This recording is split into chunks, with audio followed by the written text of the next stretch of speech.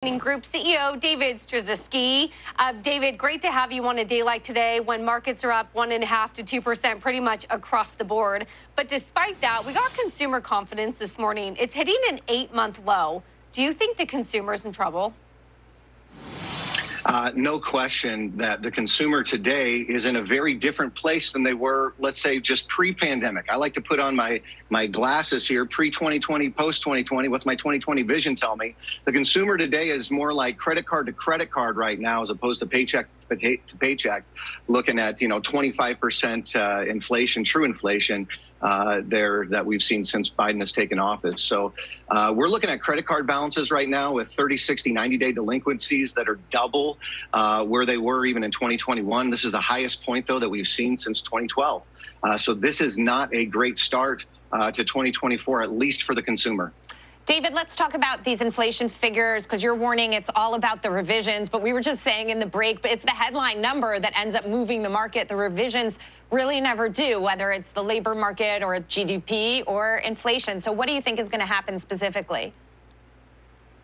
Well, just to your point here, it's been 39 months now that we've had inflation within the 3% range-bound basis there. So that's not really changed. That's several years that we've seen. So I think the only thing consistent about the Biden administration, how they're reporting these things, is that we are going to see these revisions. So you're right. The headline numbers gets the launch on the day. Markets begin to rally.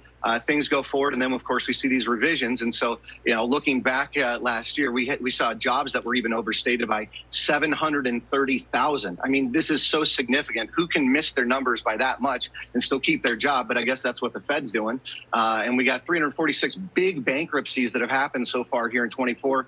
The average consumer has lost $2.1 trillion in savings in just a 3-year time frame. So this is a very negative thing. I just think that the data underneath the scenes here is going to erode in the next few months. And yeah, just like you said, the headlines get us here, but the revisions will likely pull us back.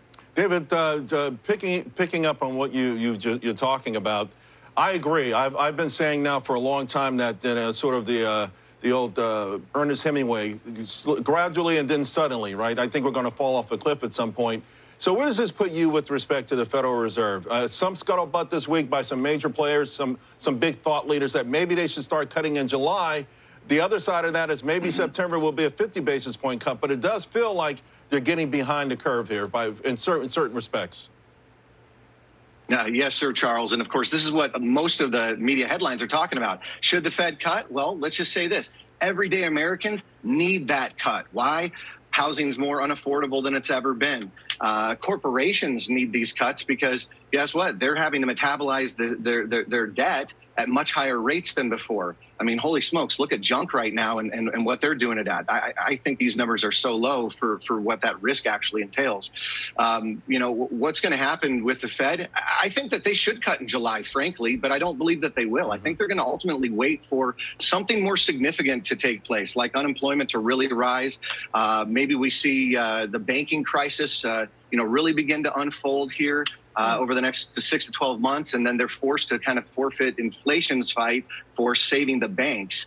And that would seem to me like the most practical thing for them. Well, we're going to hear from the Fed next week, so we'll get a lot of those answers, David, starting then. Thank you so much for joining us.